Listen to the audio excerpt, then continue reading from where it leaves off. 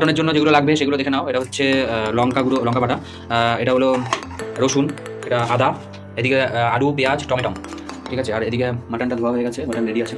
আর টক দই লাগবে, আর ভিন্ডিও করেছে, কেটেছে, ভিন্ডিটাও রান্না হবে, ঠিক আছে। আলুগুলো কড়াইতে দিয়ে দেওয়া হলো আলুটা হালকা ভেজে নেওয়ার জন্য। তারপরে মাটনটাকে ধুয়ে পরিষ্কার করা হচ্ছে, তার মধ্যে ম্যারিনেট করার জন্য দেওয়া হচ্ছে বাটা মশলা, যেগুলো আগেই বলা হয়েছে, আদা, রসুন এবং লঙ্কার গুঁড়ো, লঙ্কা বাটা, লঙ্কার গুঁড়ো, আর সাথে পেঁয়াজ কুচি আছে, সেগুলো দেওয়া হলো। দিয়ে এইবারে এইটাকে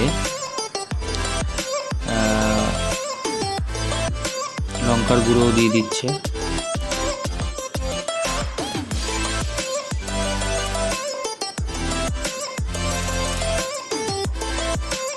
জিরের গুঁড়ো দিয়ে দিল,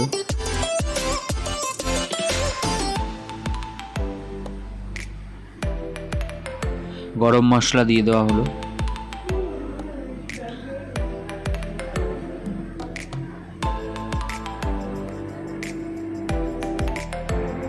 তারপর পরিমাণ মতো একটু টক দই দিয়ে দেওয়া হলো।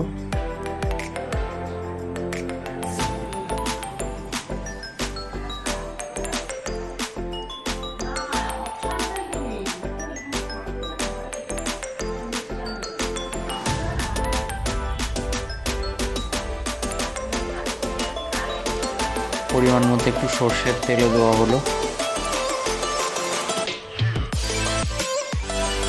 এবারে এটাকে ম্যারিনেট করতে হবে। পরিমাণ মতো হলুদও দিয়ে দিচ্ছে,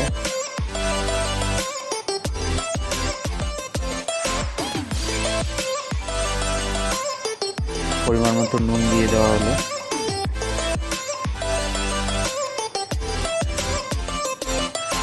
এবারে এটাকে ম্যারিনেট করবে, তার আগে একটু আলুটা দেখে নেওয়া হচ্ছে। আলুটা হালকা লাল লাল হয়ে এসেছে এবং এটা মা ম্যারিনেট করে নিচ্ছে। এটা কড়াই দিয়ে, মানে একটু খুন্তি দিয়ে নাড়িয়ে এটা করে নেওয়া হচ্ছে। তো ম্যারিনেট করা হয়ে গেছে। এবারে গরম তেলের মধ্যে তেজপাতা এবং তার সাথে গোটা গোটা গরম মশলা, এলাচ, দারচিনি, এগুলো দিয়ে দেওয়া হয়েছে এবং পেঁয়াজটা এতে দিয়ে দেওয়া হয়েছে। এবারে এটাকে বেশ খানিকক্ষণ এটাকে নাড়াতে হবে। এটা লাল হওয়ার পর তারপরে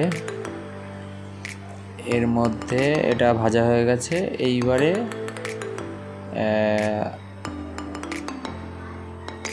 যে অবশিষ্ট মশলাটুকু বেঁচে ছিল, বাটা মশলা, সেই বাটা মশলাটা এই তেলের মধ্যে পেঁয়াজের সাথে দিয়ে দেওয়া হলো এবং টমেটো কুচি যেটা ছিল সেগুলো দিয়ে দেওয়া হলো।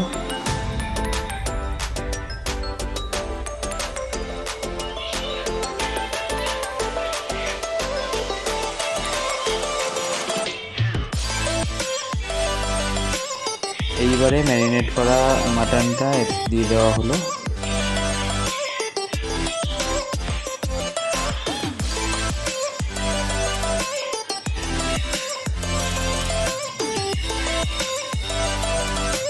মা রান্না করছে, মাকে একটু দেখিয়ে দিলাম।